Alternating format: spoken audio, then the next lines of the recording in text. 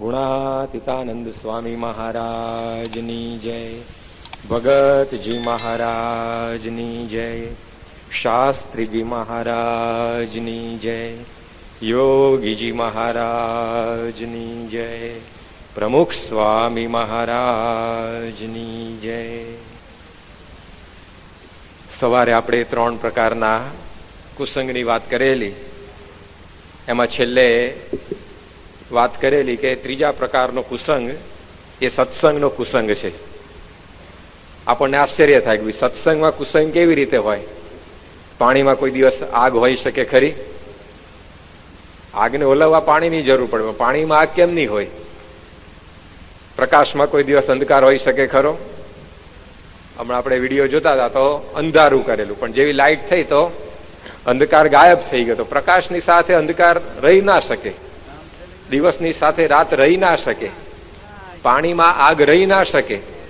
તો સત્સંગ અને કુસંગનું પણ એવું જ છે. સત્સંગ અને કુસંગ પરસ્પર તો એકબીજાના વિરોધી છે.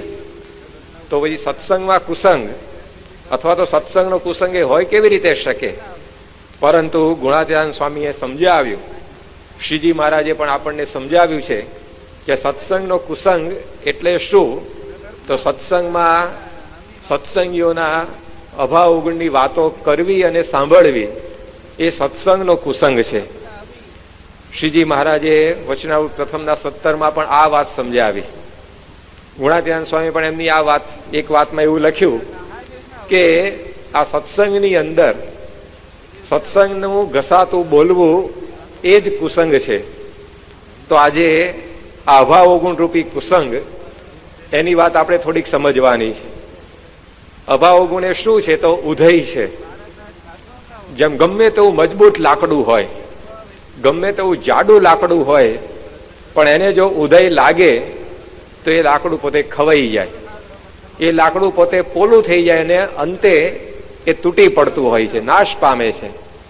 એમ અભાવ અવગુણ એ પણ આપણા સત્સંગ રૂપી વૃક્ષને લાગેલી ઉધય છે.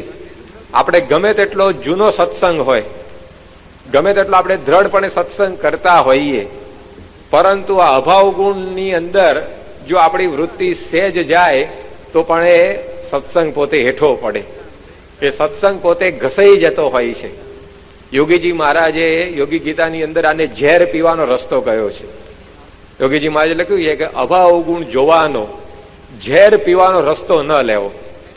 કોઈ માણસે 10 વર્ષ સુધી બરાબર દંડ બેઠક કસરત વગેરે કરીને શરીર મજબૂત કર્યું હોય, પરંતુ એની જીભ ઉપર કાતિલ ઝેરનું એક ટીપું મૂકવામાં આવે, તે 10 વર્ષની મહેનત માથે પડે કે નહીં?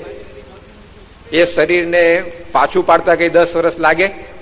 એ તો તમે એક ટીપું ઝેર પીવો એટલે 10 વર્ષની તમારી જે મહેનત હોય શરીરને મજબૂત બનાવવાની, બધા ઉપર પાણી ફરી વળે કે એના માટે 10 વર્ષ સુધી ઝેર ખાવાની જરૂર ના પડે.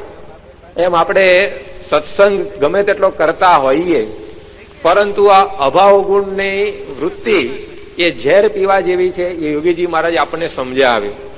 તો એનાથી આ સત્સંગની અંદર આપણને શ્રીજી મહારાજથી માંડીને પ્રમુખ સ્વામી મહારાજ સુધીના સત્પુરુષોએ અને ભગવાને બચીને રહેવાની વાત કરી છે.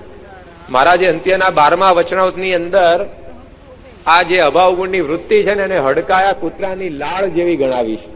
અને જેને અભાવ ગુણ લેવાનો સ્વભાવ હોય ને એને હડકાયા કૂતરાની ઉપમા આપી છે. હડકાયા કૂતરાથી કેટલા ચેતતા રહીએ આપણે.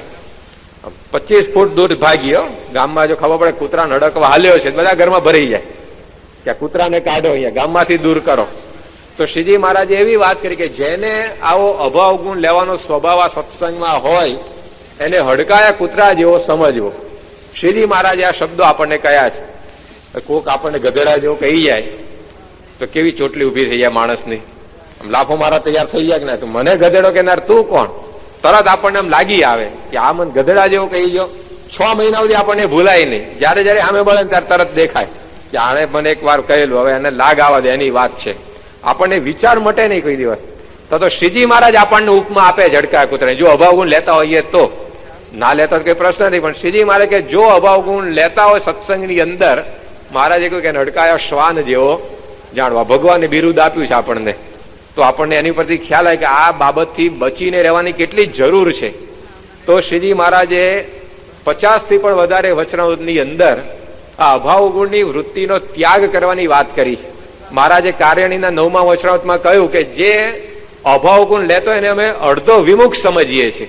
ભલે સત્સંગમાં રહેતો હોય, પૂજા પાઠ, તિલક ચાંદલો, ધર્માદો, સભા, આ તે બધું જે કરતો હોય, પરંતુ જો સત્સંગીઓનો અભાવ ગુણ લેતો હોય તો મહારાજે કહ્યું કે એને અડધો વિમુખ જાણવો. પૂજ્ય મહંત સ્વામી આ વાતને સમજાતા કહે છે કે મહારાજ એવું ના લખ્યું કે એને અડધો સત્સંગી જાણવો, કે અડધો વિમુખ એટલે અડધો સત્સંગી તો કહેવાય ને. પણ મહારાજ એવું ના કહ્યું કે અભાવ ગુણ લેતો એને અડધો સત્સંગી જાણવો. અડધો વિમુખ જાણવો એવું કેમ લખ્યું?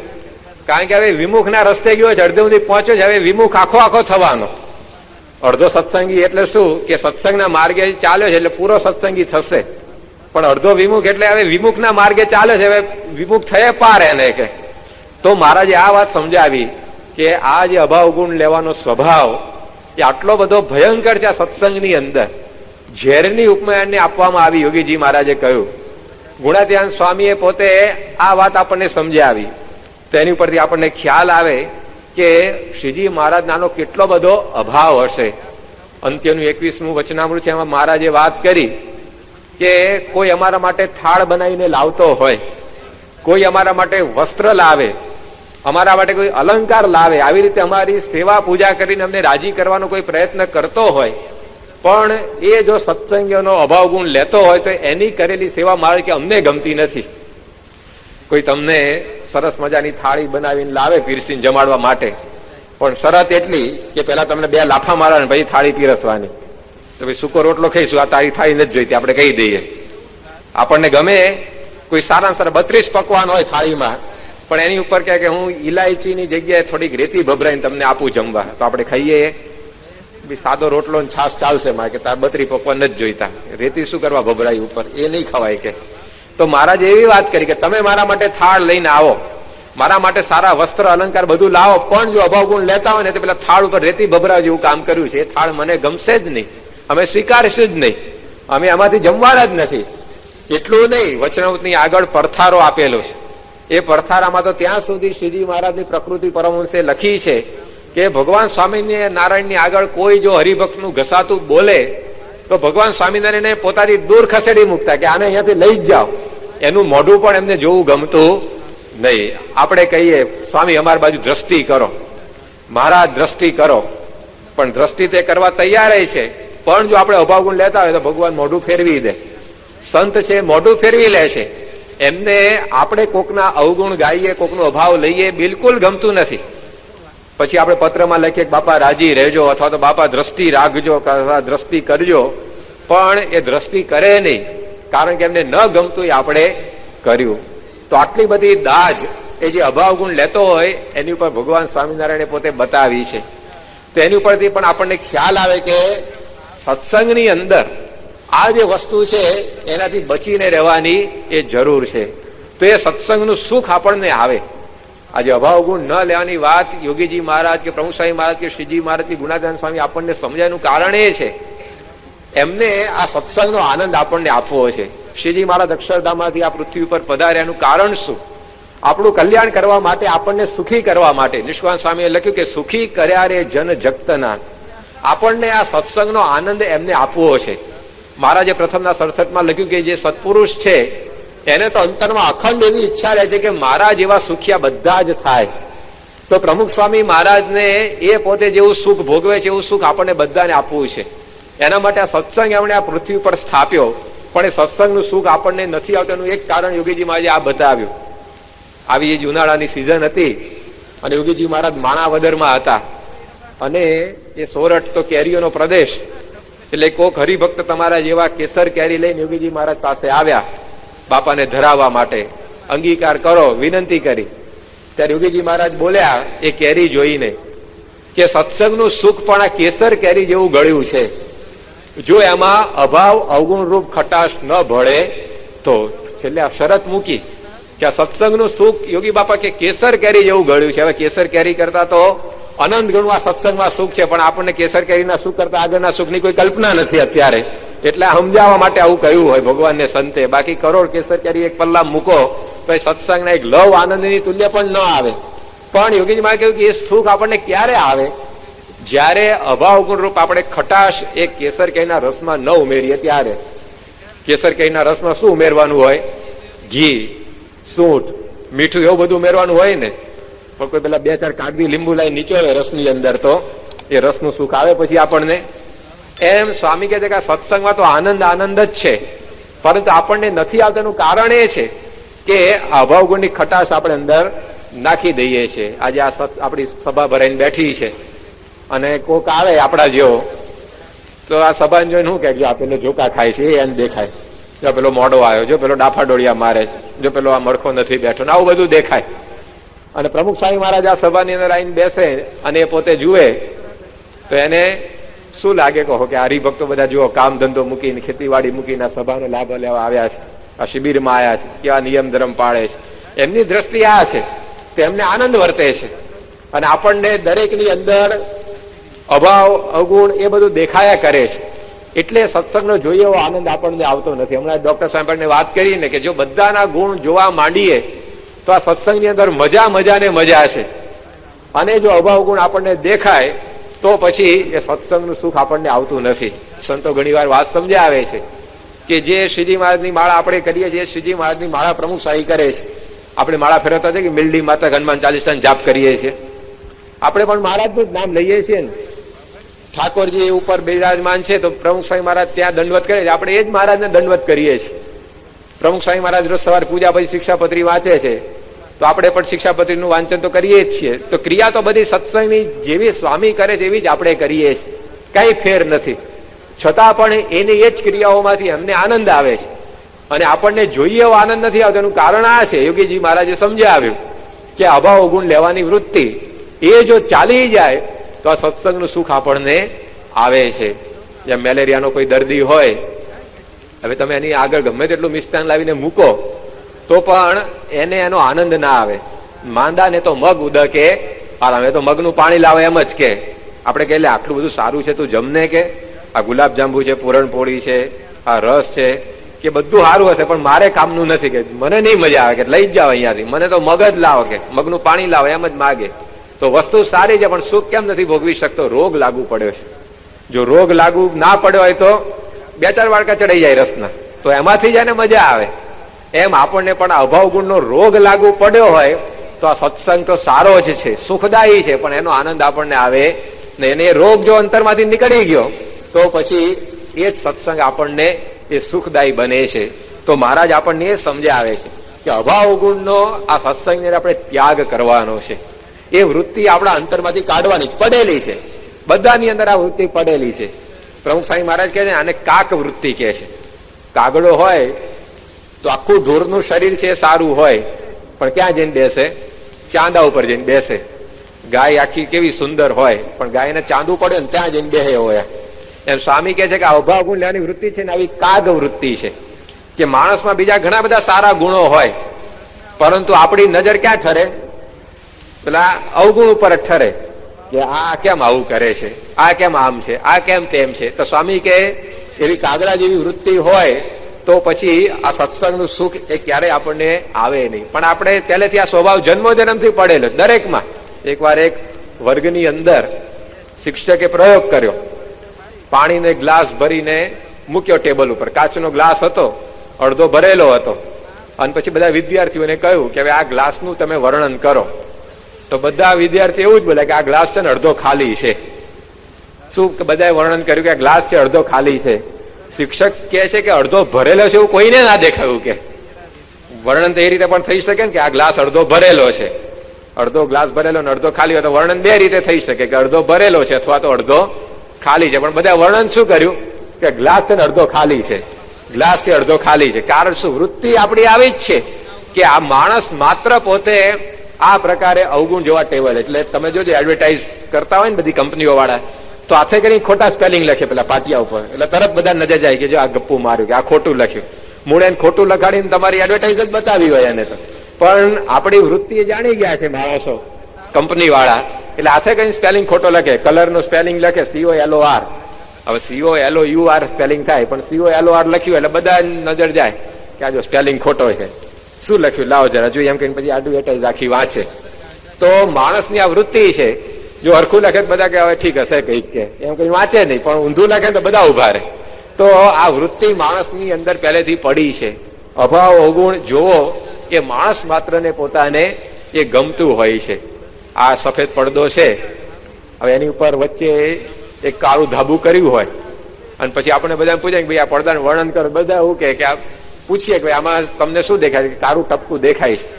કાળા ટપકાનો ભાગ તો આટલો જ, બાકી પડદો તો કેટલો આખો મોટો ધોળો હોય, પણ ટપકું પેલું દેખાય કાળું, આખો પડદો ધોળો છે બધા ભૂલી જાય એ વખતે. તો એવી રીતે માણસ માત્રની વૃત્તિ આવી છે કે એને અભાવ અવગુણ લેવાનું એ પહેલેથી જ હંમેશા ગમતું હોય છે. તો ભલે આપણામાં જન્મોજન્મ ત્યાં સ્વભાવ છે, પણ હવે શ્રીજી મહારાજ આપણને સમજાવે છે કે આપણને આ જો સત્સંગ મળ્યો છે તો હવે આ સ્વભાવને આપણે મૂકવાનો. જો એ સત્સંગનું આપણે સુખ લેવું હોય તો, એ સત્સંગનો જો આપણે આનંદ લેવો હોય તો, એ સત્સંગની અંદરથી આ પ્રકારે આપણે કંઈક પ્રાપ્તિ કરવી હોય તો પછી આ સ્વભાવને મૂકવો પડે, એનો ત્યાગ કરવો પડે, તો પછી એ વસ્તુ આપણે મેળવી શકીએ. તો કેવી રીતે એને મુકાય, કેવી રીતે એને છોડી દેવો એ પણ જાણવું પડે ને. એમને તો કઈ આ સ્વભાવ જવાના નથી, કારણ કે આ બધા સ્વભાવ મહેમાનો એવા છે ને આપણે બહુ એને આગતા સ્વાગતા કરીને વર્ષોથી નહીં જન્મોથી સાચવ્યા છે.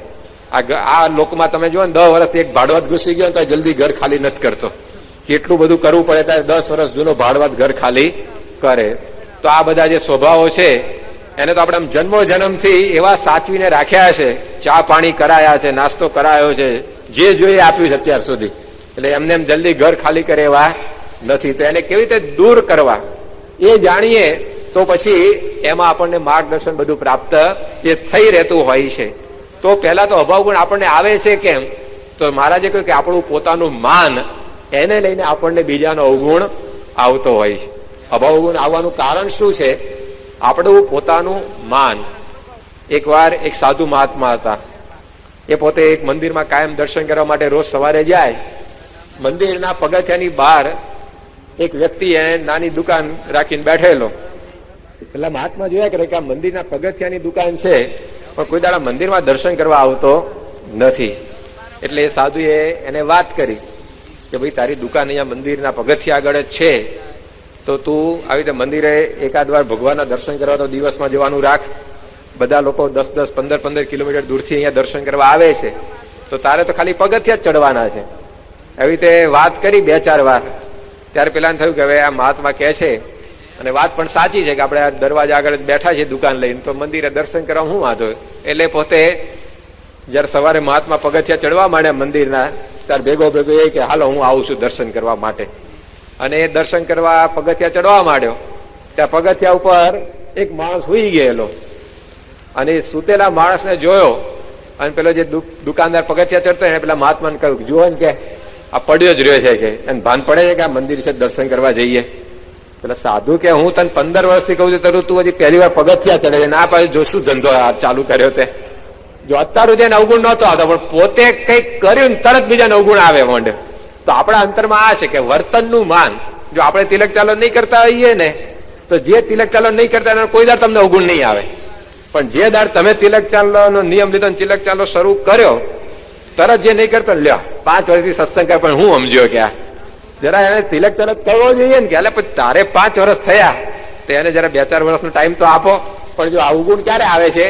જયારે આપણે વર્તીએ છીએ એનું કઈક માન આવે ને ત્યારે. એનો અર્થ એવો નથી બીજા તિલક ચાલો કરવાની વાત ન કરવી.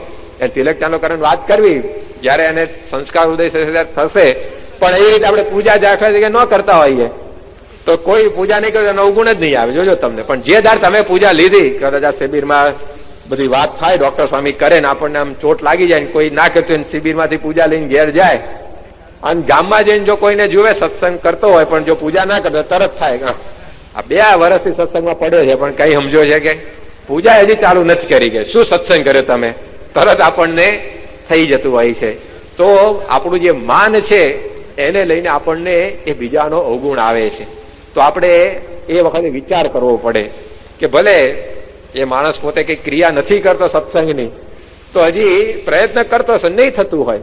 જેમ આપણને કઈ દરેક વસ્તુ આપણે વર્તમાન ધારણ કર્યા ત્યારથી જ પૂજા ચાલુ થઈ છે. ઘણા થઈ હોય, ઘણા મોડીએ થઈ હોય. જે દિવસે વર્તમાન ધારણ કરીને કંઠી પહેરી ત્યારથી તિલક ચાલો શરૂ થયેલો, તો કદાચ ઘણાને વાર લાગી હશે. જે દિવસથી આપણે તિલક વર્તમાન તે જ દિવસથી અઠવાડિયે સત્સંગ સભા નિયમિત શરૂ કરી, એ જ દિવસથી ઘર સભા શરૂ કરી, એ જ દિવસથી નિયમિત દશાંશ વિશાંશ ધર્માદો શરૂ થયો, એ જ દિવસથી આપણે વચનાવસાયની વાતોનું વાંચન શરૂ થયું. તો ધીમે ધીમે કરતા બધું ચાલુ થયું છે, ઘણા થશે. તો આ રીતે બીજાને પણ એવું હોય ને, તો એવું જો આપણે વિચારીએ તો અવગુણ આપણને આવે નહીં. બીજું, આપણને બીજાને અવગુણ આવે એનું કારણ શું છે? તો ઝડપે નિર્ણય કરવાની વૃત્તિ. કોકનું કંઈક આમ જોયું અને તરત આપણે સર્ટિફિકેટ થેલાને તૈયાર જ હોય, ફટ દઈને કાઢીને આપી જ દે કે આવો જ છે, કે એનું એવું જ હોય કે હું પહેલેથી જાણું કે એને તરત આપણે ઝડપી નિર્ણય લઈ લેતા હોય છે. પણ ઘણી વાર એવું ના હોય. ગઈકાલે ડોક્ટર સાંઈ સારંગપુરમાં હતા, તેમણે વાત કરેલી કે કોઈ વ્યક્તિ આપણને આવીને કહે કે ભાઈ આ વ્યક્તિ છે એમણે દારૂ પીધો છે. તો વાત સાચી હોય, પણ પછી દારૂ પીધો છે એવું કે, પણ ક્યારે પીધો? 6 મહિના પહેલા પીધો હોય એની વાત આપણને કરતો હોય, તો 6 મહિનામાં વ્યક્તિમાં ફેરફાર ના થઈ ગયો હોય. 6 મહિના પહેલા પીતો હોય પણ 6 મહિનામાં છૂટી આવી ગયો હોય, કઈક આવી શિબિરમાં આવ્યો હોય, કઈક એવા શબ્દો લાગી ગયા અને વ્યસન મૂકી પણ દીધું હોય. તો 6 મહિના પહેલાની વાત હોય, પણ કોઈ આપણને વાત કરતું હોય કે ભાઈ આ દારૂ પીતો હતો, એ મેં જોયેલું છે, તરત આપણને મને જાય કે હા કે હોવું જ જોઈએ, કે મને જરા લાગતું હતું તો ખરું જ, કે આપણું મન આપણને એવું કે. તો જો ઝડપે નિર્ણય તરત આપણે લઈ લેતા હોઈએ છીએ. એક સંત હસન બસરી થઈ ગયા, સુફી સંપ્રદાયના આ હસન બસરી કરીને એક સંત થઈ ગયા. એકવાર એ પોતે દરિયા કિનારે ફરવા ગયેલા. તો દરિયા કિનારે એમણે એક માણસ જોયો, હાથમાં બાજુ બોટલ પડેલી, અને એક સ્ત્રીના ખોળાની અંદર એ પોતે માથું મૂકીને સૂતેલો.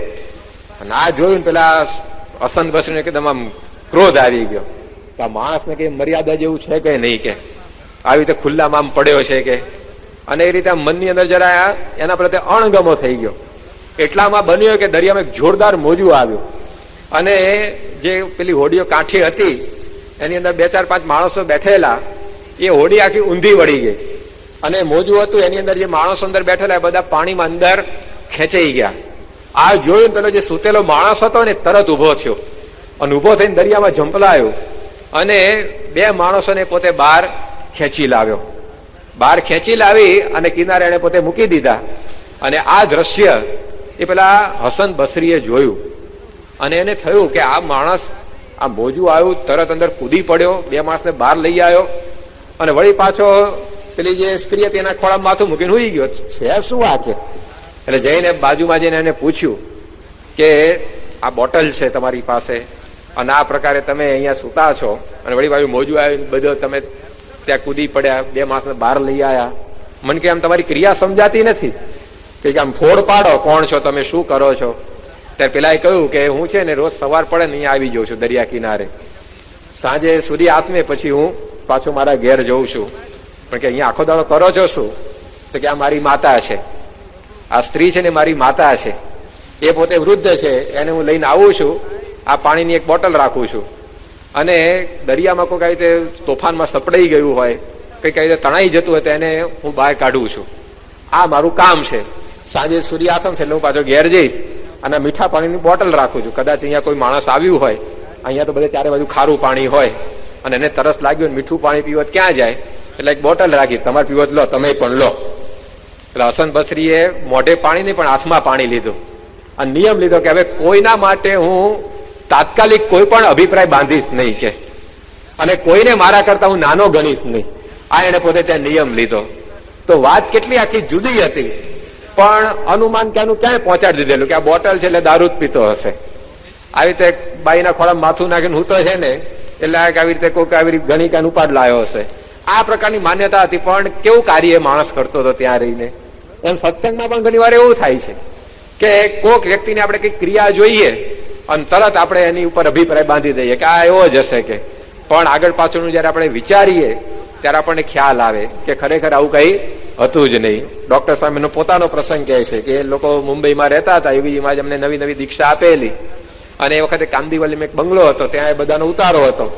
એમાં બપોરે 12 વાગે હરિભક્ત આવ્યા, સાવ આમ પોતળી જેવું પહેરેલું સામાન્ય અને દેખાવ પણ એકદમ આમ સામાન્ય ગામડિયા માણસો એવો લાગે અને આમ બારી હતી ત્યાંથી આમ ઊંચા થઈ થઈને જુએ.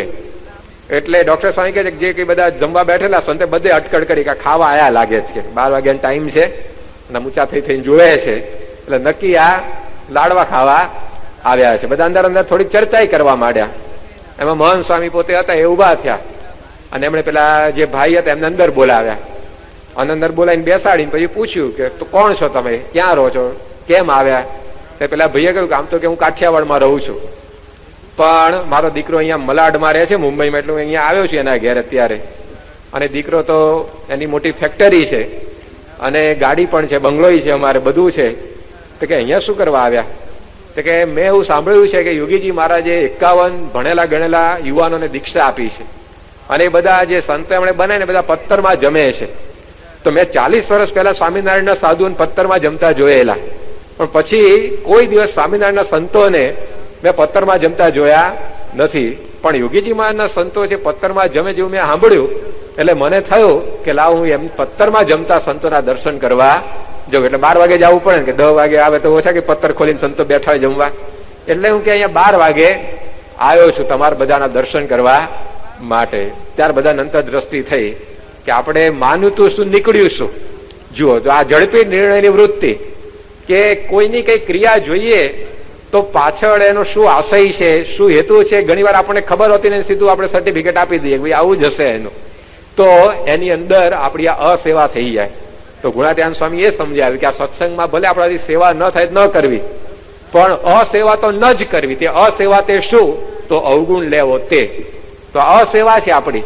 કોઈક એવો હરિભક્ત ખરેખરો હોય ને એનો જો આવો અવગુણ લઈ લીધો તો ભગવાન એની અંદર કુરાજી પોતે થતા હોય છે.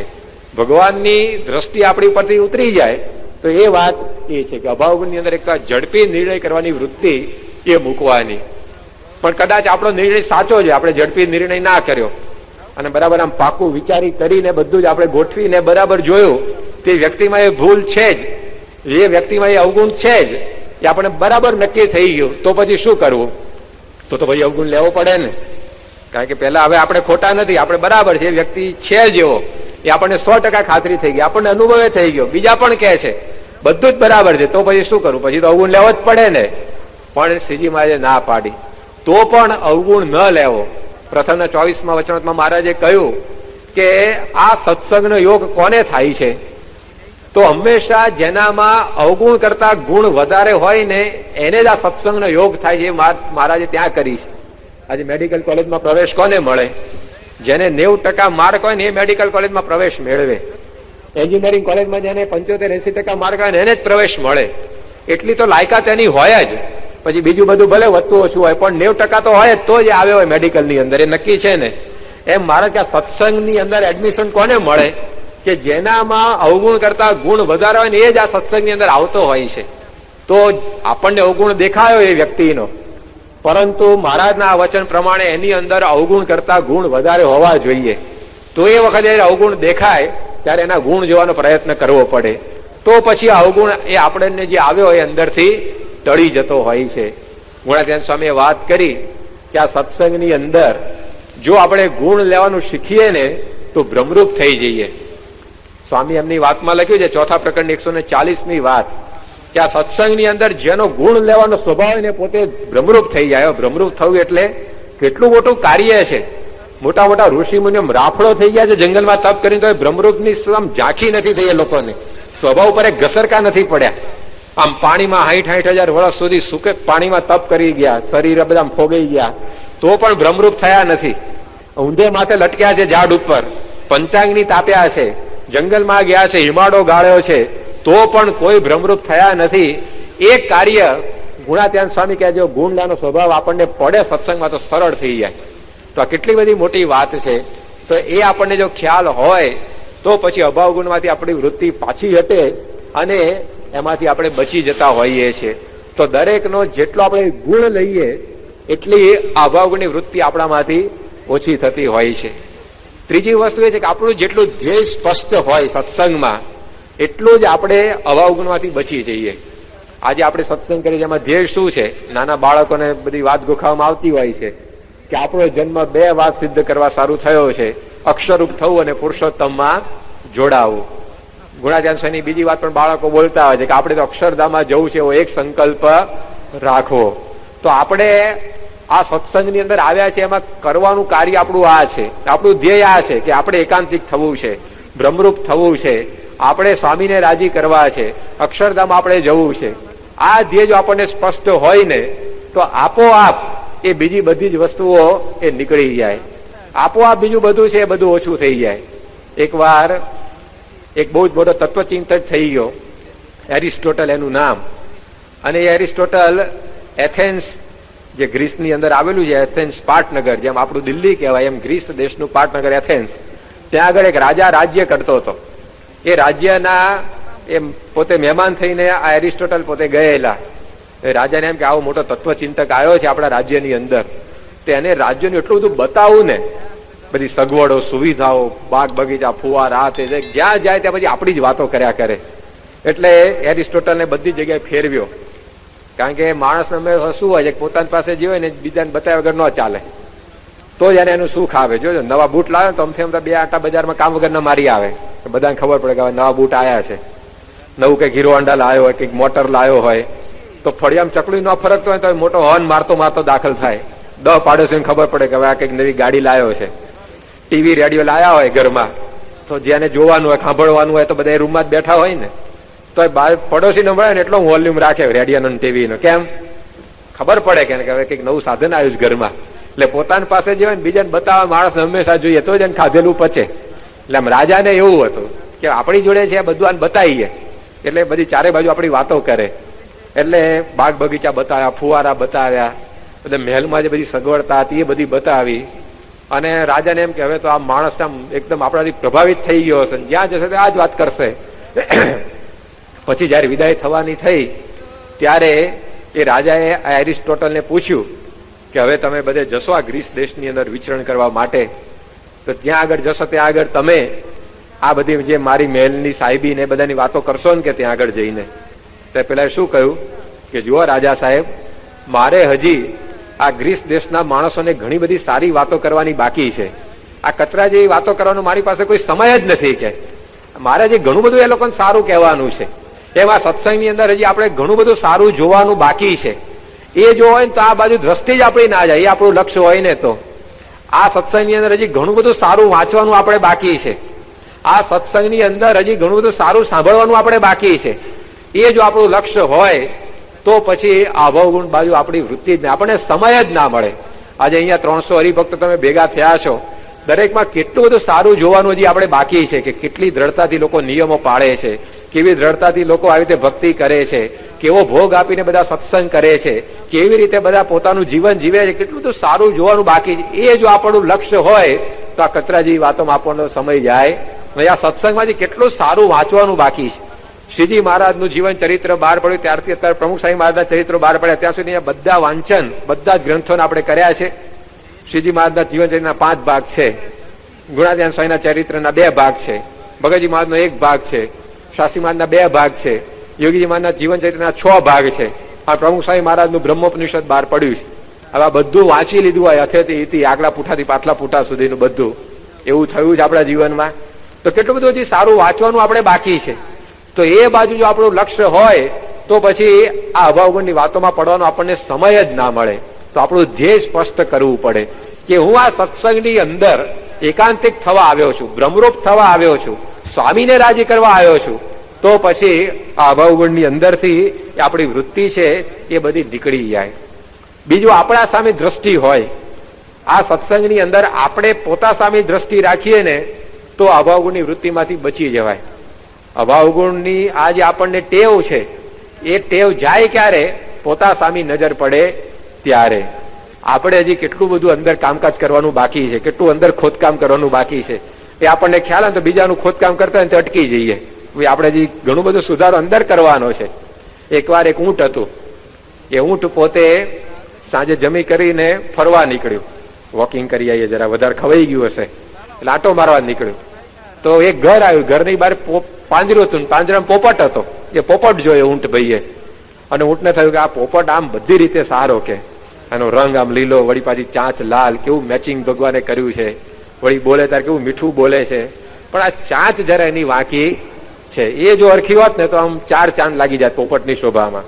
પણ કે જવા દો, કોમાં કઈ બરકત જ નહીં, એમ કહીને આગળ ગયું. આગળ ગયું ને ત્યાં ભેંસ જોઈ. ભેંસ જોઈને ઊંટને વિચારે કહો કે આ ભેંસ કેવું સરસ મજાનું પ્રાણી છે, કાળું પણ દૂધ ધોળું આપે. માણસ ઊંધું હોય ધોળા પણ કામ કાળા હોય એના, પણ કે આ ભેંસ કાળી પણ દૂધ ધોળું આપે. વળી પાછી આમ એકદમ નિર્દોષ પ્રાણી, કોઈ ઉપદ્રવ નહીં, બધી રીતે બરાબર. આ જરા શિંગડા એના વાંકા છે. એ જો શિંગડા હરખા સીધા હોત ને તો આ જરા ઉઠાવ જુદો જ આવત, પણ જવાબ કે કોઈમાં કઈ બરકત નથી એમ કહીને આગળ ગયું. આગળ ગયું ત્યાં કૂતરું જોયું. કૂતરું જોઈને ઊંટને વિચારે કે આ કૂતરું આમ બધી રીતે બરાબર, આમ વફાદાર પ્રાણી કહેવાય, મરી જાય પણ આમ માલિકના ઘરની રક્ષા કરે અને બધી રીતે બરાબર વ્યવસ્થિત છે. પણ એની આ પૂંછડી વાંકી છે. એ પૂંછડી જો આમ જરા સીધી હોત, હરખી હોત ને તો આ કૂતરાનો કઈક દેખાવ જુદો લાગત, પણ કે જવા દો કોઈમાં કઈ બરકત નથી. અને એમ કરતા કરતા આગળ ગયું તો જંગલની અંદર પ્રવેશી ગયું અને દૂર એક વાઘ જોયો. અને વાઘ જોઈને થયું, ઓહો, કે ભગવાને જો ને ઈસ્ટમેન કલરનો કેવો બનાવ્યો છે આને, આમ પેલા કાળા પીળા પટ્ટા અને કેવો મસ્ત લાગે છે. પણ કે આ એના નખ વાંકા છે, કે એ જો નખ સીધા હોત એના વાઘના તો કોઈ ખામી રહેત નહીં, પણ કે જવા દો કોઈમાં કઈ બરકત નથી. આમ ઉદાસ થઈ ગયો. બધામાં ખામી જ દેખાય એને, અને જેને બધામાં ખામી દેખાય ને એને ઉદાસીનતા આવ્યા વગર રહે નહીં. બધાનું જે ખરાબ જોયા કરે ને એ ઉદાસ જ રહે, સમજી રહેવાનું. તો ઊંટે ઉદાસ થઈ ગયું હતું. અને એમ એક શિયાળ મળ્યું અને શિયાળને જોઈને ઊંટે કહ્યું, શિયાળે પૂછ્યું, કેમ આમ ઊંટ ભાઈ ઉદાસ લાગો છો તમે? કે આમ તમારા કોઈ સંબંધી મરી ગયા છે, અથવા કઈ તમને માર બાર પડ્યો છે, કે ખોટા ખેતરમાં ઘૂસી ગયા ધોકા માર્યા હોય ખેડૂત બેડૂતે? કે ના ના, કે એવું તો કઈ નથી, પણ કે આમ ઉદાસ લાગો છો તમે? તો કે જવા દો, કે કઈ વાત કરવા જેવી નથી. પણ કે વાત તો કરો, શું છે? તો ઊંટે વાત કરી કે મેં પોપટ જોયો, બધું બરાબર, એની ચાંચ વાંકી, પેલા કૂતરાની પૂંછડી વાંકી, પેલા ભેંસના શિંગડા વાંકા, પેલા વાઘના નખ વાંકા, કોઈમાં કઈ બરકત છે નહીં. ત્યારે શિયાળ પોતે એ ઊંટને કહે છે, સાંભળી શિયાળ બોલ્યો, દાખે દલપતરામ, અન્યનું તો એક વાંકું, આપના તો 18 છે. કે તમારું કોઈ દર જોયું છે હરીસામ મોઢું? કે બીજાને તો ચાંચ વાગી, કોકને પૂછડું વાંકું છે, કોકને શિંગડા વાંકા, પણ તમારે તો 18 અંગે વાંકા મુવા છો. કે તો ઊંટે જોયું હરીસામ, તો એને થયું હા, કે વાત સાચી છે, કે સુધારો તો આપણે ઘણો કરવાનો છે, કે બીજામાં તો 1% છે, પણ આપણે તો બધું ઘણું બધું કરવાનું બાકી છે. તરત પેલું જોવાનું બંધ જ થઈ ગયું એનું. તો જો આ દલપતરામની કવિતા ઘણા બધા આપણે ભણ્યા હશો અથવા તો સાંભળી હશે. તો આપણે જયારે આપણા બાજુ દ્રષ્ટિ કરીએ ને ત્યારે આપણને લાગે કે ઘણો બધો સુધારો જે અંદર કરવાનો બાકી છે. આપણી ફાઇલ ખોલીએ ને તો ઘણું બધું કામ નીકળે એવું છે, પણ આપણે એ ફાઇલ નકબંધ રાખીએ ડ્રોવરમાં, પેલા ટેબલના, અને બીજાની ફાઇલો જ હાથમાં લઈએ કે લાવો આમની ફાઇલ લાવો, જરા શું છે જોઈએ, પેલા આમની ફાઇલ લાવો, આમની ફાઇલ લાવો. તો સત્સંગની અંદર તો આપણે આપણા બાજુ દ્રષ્ટિ રાખીએ તો અભાવની વૃત્તિમાંથી બચી જવાય. બુરા દેખન મેં ચલા, બુરા મિલા ન કોઈ, અંતર ખોજા અપના, તો મુજસે બુરા ન કોઈ. આપણે આપણા બાજુ દ્રષ્ટિ આ સત્સંગમાં રાખવી. તેરે પરાઈ ક્યાં પડી, તું અપની નિવેડ, તેરી નૌકા ભવ સાગર મેં ડૂબે નહીં તું દેખ. આપણે આપણું નાવડું અક્ષરધામના કિનારા સુધી પહોંચે ને એનું ધ્યાન રાખવાનું છે. પણ આપણી કોણ જાણે પરોપકાર વૃત્તિ એટલી બધી હોય છે ને કે આ બિચારાનું શું થશે, કે એટલે આપણે પ્રમુખ સ્વામી એનો કેસ હાથમાં લઈને પેલા આપણે હાથમાં લઈએ કે આપણે એને ભ્રમરૂપ કરી દઈએ. આપણે ભ્રમરૂપ પોતે થવાનું છે, આપણે બીજાને કરવાના નથી. પણ પ્રમુખ સ્વામીનું ઘણી વાર આ કાર્ય આપણે હાથમાં લઈ લેતા હોય ત્યારે બધી તકલીફ થાય કે આપણે એમનો ભાર હળવો કરીએ. સ્વામીને ભીડો ઓછો પડે ને એટલે બેને આપણે ભ્રમરૂપ કરવાનું લઈ લઈએ હાથે, પણ આપણે કઈ કરવાનું નથી. આપણે એવું ભ્રમરૂપ કરીને આપણે આ સત્સંગની અંદર પાર પડવાનું છે. તો એ આપણા સામે દ્રષ્ટિ આપણે રાખવાની, તો પછી કઈ વાંધો આવે નહીં. નિષ્કાંત સ્વામી એમની એક પંક્તિમાં લખ્યું કે જેમ નટ ચડે વળી વાંસડે, જોવા મળે સગળું ગામ, પણ નટ ન જુએ કોઈને, જો જુએ તો બગડે કામ. પહેલાના જમાના પેલા નટ માણસો આવતા તો બે જગ્યાએ થાંભલો રોપે, પછી આડું દોરડું બાંધે, પછી એ નટ પોતે દોરડા ઉપર આમથી આમ જાય ને આમથી આમ ચાલે તો આખું ગામ જોવા ભેગું થાય ને. કારણ કે આ દોરડા ઉપર ચાલવું એટલે કઈ ખેલ વાત છે? ઘણા પલંગમાં ઉતાર તો એઠા પડતા જ રાતે, આ તો દોરડા ઉપર ચાલવાનું, તો એ તો કેટલું અઘરું પડે. ઘણા આમ રસ્તે હાલતા ગબડી પડતા જ વગર લેવા દેવા વગરના. પણ આ દોરડા ઉપર ચાલતા એટલે આખું ગામ ભેગું થાય, તાળીઓ પાડે બધા, આમ દેકારો કરે. પણ નટ છે એ ક્યાં જુએ? દોરડા બાજુ જ જોતો હોય, એમ ડાફા ડોળિયા ન મારે. કોણ કેવું તાલી પાડે, કોણ બેહી રહ્યું, તાલીઓ કોણ નથી પાડતી, જોયે હોય અને જોવે તો ગબડી પડે હેઠો, પછી બધા ખીખિયાટા કરે, પછી તો એ પોસાય. પછી તે નટ પોતે દોરડા સામે જ નજર રાખે. એમ આપણે દોરડા સામે જ નજર રાખવાની. શ્રીજી મહારાજ, પ્રમુખ સ્વામી મહારાજ અને આપણે, આ 3 જ છે સત્સંગની અંદર. એમના જીવનની સામે જોઈને આપણે આપણા જીવનમાં ફેરફાર કરતા જવાનું છે, અને એમ કરતા કરતા એમના જેવા આપણે થવાનું છે. તો પછી ક્યાં પ્રશ્ન રહે? પછી કયા બીજાના અવગુણ દેખાય? અને એક વાર અંદર નજર પહોંચીને પછી બહાર જ નહીં નીકળે, કારણ કે અંદર એટલું બધું કામ બાકી છે હજી આપણે. તો પછી આપણામાં જ સુધારો કરતા કરતા કરતા આપણે બીજાનું જોવાનું એ ભૂલી જઈએ. તો આ પ્રકારે આપણા બાજુ આપણે દ્રષ્ટિ રાખવાની, તો પછી કોઈ વાંધો આપણને આવે નહીં. તો પછી આ બધો કચરો છે આપણને કોઈ દેખાય નહીં. એકવાર એક દંપતી હતા, પતિ પત્ની, એ દિલ્હીથી પોંડિચેરી ગયા. ત્યાં દક્ષિણ ભારતમાં પોંડિચેરી સ્થાન છે, અને ત્યાં મહર્ષિ અરવિંદ કરીને બહુ મોટા એક મહાત્મા આપણા દેશમાં થઈ ગયા, એમનો આશ્રમ છે. તો ત્યાં આગળ પોતે ગયા. હવે ત્યાં આગળ ગયા તો બગીચાની અંદર થોડો ઘણો કચરો પડેલો. પછી રસોડામાં ગયા હશે તો રસોડામાં કંઈક થોડી ઘણી ગંદકી જોઈ હશે. તો બે ચાર વાર આવી, બે ચાર ઠેકાણે આવી ગંદકી જોઈ. પછી જે વ્યવસ્થાપક હતા એને વાત કરી કે તમે આ રીતે આટલું બધું બાંધકામ કર્યું છે, આ બધું આશ્રમને બધું ચલાવો છો, પણ કે આ બગીચામાં ગંદકી છે, આ રસોડામાં આવી થોડી ગંદકી છે, અહીંયા આ ગંદકી છે, અહીંયા આ છે, તો શું કરો તમે બધા? આવી વાત કરી. ત્યારે પેલા વ્યવસ્થાપકે બહુ સુંદર જવાબ આપ્યો. એને કહ્યું તમે ક્યાંથી આવ્યા અહીંયા? તો અમે છેક દિલ્હીથી આવ્યા છીએ. કે દિલ્હીથી અહીંયા શેમાં? કે પ્લેનમાં આવ્યા છે, ખાસ સમાગમ કરવા. તો કે કેટલો ખર્ચો થયો? તો 5,000 રૂપિયા આવવાની ટિકિટ, 5,000 જવાનું થશે. કે 10,000 રૂપિયાનો ખર્ચો. કે 10,000 રૂપિયા ખર્ચીને તમે આ કચરો જોવા જ આવ્યા ને? કે બીજું ઘણું સારું અહીંયા જોવાનું છે, પણ તમે એ કઈ જોયું ને? આ 4 વસ્તુ જોઈ કે બગીચામાં કચરો છે, રસોડામાં ગંદકી છે, અહીંયા ગંદકી છે, કે દિલ્હી મોસી ગંદકી છે, પોંડિચેરી કરતા વધારે છે ત્યાં તો, કારણ કે 562 રાજકારણીઓ ભેગા થાય છે લોકસભાના, એટલે ત્યાં થોડીક વધારે હશે પાછી. એટલે એ લોકોએ વાત કરી કે તમારા ત્યાં ગંદકી નહોતી તે અહીંયા જોવા આવ્યા, તો અહીંયા જે તમે 10,000 રૂપિયા ખર્ચીને આવ્યા કંઈક સારું જોઈને જાઓ. એણે કહ્યું કે અમે તમે જે કર્યું છે સાફ કરી નાખીશું, પણ તમે ખાલી આટલું જ જોયું, બીજું ઘણું અહીંયા સારું જોવાનું છે. એમ આપણે અહીંયાથી સારંગપુર જઈએ ફૂલદોલનો લાભ લેવા માટે, અથવા તો અહીંયાથી આમ સ્વામી બાપાનો જ્યાં જન્મ જયંતિ ઉત્સવ હોય ત્યાં આગળ લાભ લેવા જઈએ આપણા ગામમાંથી આ બસ ભરીને, પણ પાછા આવીએ ત્યારે હું લઈને આવીએ? બે જ ના અવગુણ ખિસ્સામાં ગજવામાં ભરીને આવ્યા હોઈએ, તો ખર્ચો કરીને એટલા માટે ગયા હતા. અહીંયા આવ્યા શિબિરની અંદર આપણે 1.5 દિવસ 2 દિવસનો ટાઈમ કાઢીને. કેટલો તમારે તમે બધા હશે કે નવરા છો, કોઈકને ખેતી હશે, કોઈકને કંઈક વેપાર હશે, કોઈકને નોકરી હશે, બધું હોય. કેટલાક કિશોરો છે ને કંઈક ભણવાનું હશે, તો ઘણી બધી પ્રવૃત્તિ મૂકીને આપણે આવ્યા અહીંયા 2 દિવસમાં. હવે એની અંદર આપણે અવગુણ જોઈએ તો પછી એ જે ખર્ચો કર્યો, જે સમય આપણે કાઢ્યો, અર્થ શું રહ્યો? એવું તો આપણા ગામમાં બેઠા બેઠા ચોરે બેહીને ઘણું જોવા ગંદકી ને બીજાના અવગુણ ને બધું. તો પણ આપણું જે લક્ષ્ય ના હોય તો આ અવગુણ ની અંદર આપણે પડી જઈએ છીએ. તે વસ્તુ આપણા જીવનની અંદર જોઈએ તો પછી આ અભાવગુણની જે વૃત્તિ છે એમાંથી આપણી જે વૃત્તિ એ પાછી વળી જાય. પછી કોઈ દિવસ આપણને એ બાજુ આપણી દ્રષ્ટિ ના જાય, હું શું કરવા આ સત્સંગની અંદર આવ્યો છું, હું સારું જોવા માટે આવ્યો છું, સારું આપણે ગ્રહણ કરવાનું છે, એ વિચાર રહે તો આમાંથી વૃત્તિ નીકળે. સડેલી વસ્તુ માનવી ફેંકી દે સહેલથી જગે, સડેલા વિચારો કિંતુ માનવી સહેલથી ગ્રહે.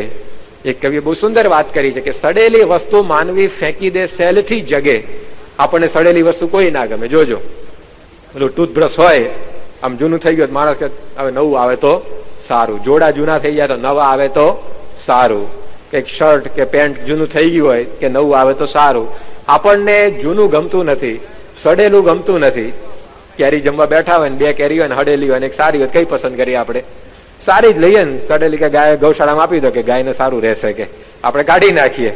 બપોર પ્રસાદ હોય ઠાકોરજીનો, એમાં સેજ કઈક આમ નીચે પડી ગયું હોય ફોડવું 2-4 કેરીના, અને એક વાડકીમાં પડ્યા હોય, કયા લઈએ આપણે? પેલા વાડકી વાળા લઈએ ને, કે આ કોઈ ગરીબ વખત આવશે ધન કામમાં આવશે એમ કઈ પેલા બાજુ મૂકી દઈએ પાછા. એટલે આપણે સારું તરત આપણે લઈએ છીએ, આપણી વૃત્તિ છે. પણ જોજો આ વિચારના બાબતમાં એવું નથી. સારું લેવાની વૃત્તિ હોય તો પછી ગુણ જોવા જોઈએ કે અવગુણ જોવા જોઈએ? તો ગુણ દેખાવજો. પણ આમાં પાછી ગડબડ થઈ જાય છે આપણને. એટલે કે સડેલી વસ્તુઓ માનવી ફેંકી દે સેલથી જગે, સડેલા કિંતુ વિચારો માનવી સેલથી ગયા. આ સડેલા વિચાર છે અભાવ ગુણના, પણ એ આપણને આમ લેવાની મજા પડે. યોગી બાપા કહેતા કે 32 પ્રકારના ભોજન કરતા પણ અભાવ ગુણ લેવામાં વધારે સ્વાદ આવે. જો નિર્જળા ઉપવાસ કર્યો પણ અભાવ ગુણની વાત નીકળી તો ઉપવાસ ક્યાં જતા ખબર ન પડે. અને કોઈક લે કે ઉપવાસ છે, આવો કથા કરીએ, સ્વામી રહેવા દો કે આજે ઉપવાસ છે, કથા હું કરેલી જ છે ને લે, એમાં કંટાળો આવે. અને અભાવની વાત ક્યાં ઉપવાસ પસાર થઈ જાય ખબર ન પડે. તો આ 32 પ્રકારના પકવાન કરતા એમાં વધારે સ્વાદ આવે એવો છે. તો પછી એ સડેલા વિચારો છે આ બધા, એ આપણે એ નકામા ગ્રહણ કરી લેતા હોઈએ છીએ. જે માણસ પોતે સડેલી વસ્તુઓ ભેગી કરે એનું ઘર કેવું બને? સડેલું જ બને ને. ઘરમાં ગંદકી જ ભેગી થાય. આજે તમે રસ્તેથી પસાર થતા નીકળ્યા હોય અને પેલી કાગળની બધી કાગળના ડૂચા જોઈને તમે ગજવામાં ભરો, પછી પેલી કોથળીઓ બધી ફાટેલી તૂટેલી પડી હોય એ ગજવામાં ભરો, પછી કઈક આવી રીતે સડેલા સફરજન બફરજન કઈક પડ્યા હોય એ ગજવામાં ભરો, તો ઘેર આવતા કેવા ગંધાતા આવો તમે, ગંધાઈ જાય. માણસ અંદર બધું સડેલું જ ભરીને આવ્યા, પણ આમ બગીચામાંથી એક ગુલાબનું ફૂલ લઈને ખિસ્સામાં લઈને આવો, બીજા બગીચામાંથી એક મોગરાનું ફૂલ લઈને ખિસ્સા મૂકીને આવો, કોકના ત્રીજાના બગીચામાંથી કઈક કેતકી કે પારિજાતનું કઈક ફૂલ લઈને આવો, તો તમે ઘરમાં આવો તો બધાને થાય કે વાહ કઈ સુગંધ લઈને આવ્યા ભાઈ, કે રાજી થાય ને બધા. તો સત્સંગની અંદરથી આપણે જો અવગુણ લઈશું ને તો આપણું જીવન સાવ ગંધાતું જ બની જવાનું, અને જો બધામાંથી ગુણ લઈશું તો આપણું જીવન એ સુગંધી બનો. પસંદગી આપણે કરવાની, આપણું જીવન થૂકદાની જેવું બનાવો, ફૂલદાની જેવું બનાવો, બે બનાવી શકશો તમે. તમારા જીવનને સત્સંગમાં તમે જો થૂકદાની જેવું બનાવવા માંગશો તો થૂકદાની પણ બનશે, અને તમારા જીવનને તમે જો ફૂલદાની જેવું બનાવવા માંગશો તો ફૂલદાની પણ બનશે. પસંદગી તમારે કરવાની છે. પસંદગી મને લાગે છે કે બધાને ફૂલદાની ની જ હશે, તો હવે પ્રવૃત્તિ પાછી એવી કરવી પડે. પછી ફૂલદાની હોય એમાં તમે બાવળિયા લાઈન વગર પછી કાંટા જ વાગે, પછી ભલે ફૂલદાની રહી પણ નાખ્યું શું અંદર પાછું, તો પછી એ પાછું ફૂલ ખોસવા પડે તો પછી ફૂલદાની જેવું બને. ઈચ્છા તો હોય પણ પ્રયત્ન કરવો પડે ને પાછો. તો એ આપણે સત્સંગની અંદર એ કરવાનું છે કે આ અભાવ ગુણમાંથી આપણે હવે એ બહાર નીકળી જવું, તો પછી આ સત્સંગનું સુખ એ આપણને બધું આવવાનું. અને કદાચ કોકમાં કંઈક અવગુણ હશે, આપણે ના નથી પાડતા, આપણે બધા અવગુણ વાળા જ છીએ, તો જ અહીંયા સત્સંગ કરીએ છીએ. ભ્રમરૂપ થયા તો અક્ષરધામમાં ના બેઠા હોત, અહીંયા હું આટા મારવા આવ્યા હોત નકામાં. તો આપણે બધા દર્દી જ છીએ, અને આ સત્સંગ આપણી હોસ્પિટલ છે એવું જો જાણીએ ને તોય ઘણી વાર અવગુણ ના આવે. બોલો, હોસ્પિટલમાં જે દર્દીઓ રહેતા હોય, ખાટલામાં પડ્યા હોય, એ બધાને એકબીજાને અવગુણ આવે? કારણ ખબર છે કે આપણે બધા અરખા જ છીએ. કોકને કેન્સર થયું છે, કોકને ડાયાબિટીસ છે, કોકને બ્લડ પ્રેશર છે, કોકને ટાઇફોઇડ છે, કોકને મેલેરિયા છે, કોકને ફ્લુ થયો છે, કોકને સાર્સ થયો છે. તો આપણને બધાને દર્દી કોઈ દાડે એકબીજાને અવગુણ ના આવે, જોજો. પણ હાજો નરવો ગયો ને એને થાય કે આ બધા હું પડ્યા છે, કે હરખું ખાતા જરા બીમાર ન પડત, કે એને થાય. એમ આ સત્સંગની અંદર આપણે બધા દર્દી જ છીએ. કોકને કામ છે, કોકને ક્રોધ છે, કોકને લોભ છે, કોકને ઈર્ષા છે, કોકને સ્નેહ છે. એવું જો આપણે સમજીએ તો પછી બીજાના અવગુણ જોવાનો ક્યાં પ્રશ્ન જ રહે.